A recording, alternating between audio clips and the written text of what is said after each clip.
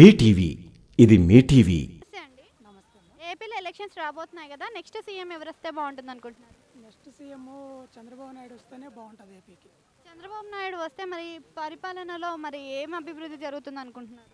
పరిపాలనలో అభివృద్ధి అంటే ఆయన అనుభవంతో కూడిన సీఎం. ఇంతకుముందు 14 సంవత్సరాలు సీఎంగా పనిచేశాడు. ఇప్పుడు మళ్ళీ ఆయనకు అవకాశం వస్తే ఏపీ అభివృద్ధి చెందడానికి చాలా ఛాన్సెస్ ఉన్నాయి. ఎందుకంటే ఇప్పుడు అభివృద్ధి అనేది ఏం లేదు. జగన్మోహన్ రెడ్డి అభివృద్ధి ఏమీ చేయలేదు. కాబట్టి చంద్రబాబు నాయుడు ఈసారి సీఎం అయితే అభివృద్ధికి. ప్రస్తుతం జగన్ పరిపాలన ఎలా అనిపిస్తుంది మీకు? ప్రస్తుతం జగన్ పరిపాలన మీకు ఎలా అనిపిస్తుంది? ప్రస్తుతం పరిపాలన జగన్ పరిపాలన అసలు పరిపాలనే లేదు కదా. పరిపాలన ఏముంది?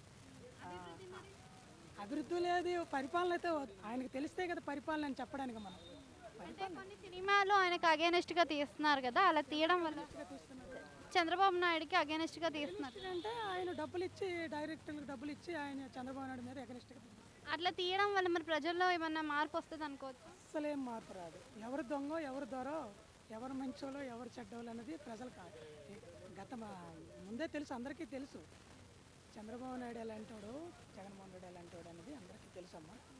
దానికి ప్రత్యేకంగా చెప్పవలసింది నీకు ప్రజల్లోనే ఏం లేదమ్మా. వీళ్ళు ఆడుతున్నటువంటి నాటకం. వైసీపీ పార్టీ వాళ్ళు ఒక గ్రూప్ అనేది తయారు చేసుకున్నాడు. ఆయనకి మైండ్ ఎలాంటిదంటే గ్రూప్ రాజకీయాలు కదా. ఆయన మెంటాలిటీ మరి మనం నచ్చి అనకూడదు, సైకో మెంటాలిటీ. ఇప్పుడు షర్మిల కూడా వ్యతిరేకత చూపిస్తుంది కదా, అలా వ్యతిరేకత చూపించడం వల్ల మరి ఏదైనా ప్రాబ్లం అయ్యే ఛాన్స్ ఉందనుకో? ఏమమ్మా? ఇప్పుడు మనకి షర్మిల కూడా వ్యతిరేకత చూపిస్తుంది కదా అన్న జగన్ మీద, దానివల్ల మరి వైసీపీ ఓట్లు ఏమైనా చీలుతాయి అనుకోవచ్చా? వైసీపీ ఓట్లు చీలుతాయి అనుకోవచ్చా అని అంటే అది షర్మిల వ్యతిరేకత అనేది చీలితే వైసీపీ ఓట్లే చీలుతాయి తప్ప టీడీపీ ఓట్లు కానీ జనసేన ఓట్లు కానీ చీలవమ్మ. Thank you. ఎందుకంటారా, అది ఆ ఓటు బ్యాంక్ అనేది కాంగ్రెస్ ఓటు బ్యాంక్ అనేది వైసీపీకి వెళ్ళింది అంతే. అదే తిరిగి మళ్ళీ వస్తుంది. మీకు గనక ఈ వీడియో నచ్చినట్లయితే మన ఫ్రెండ్స్ అందరికీ షేర్ చేయండి.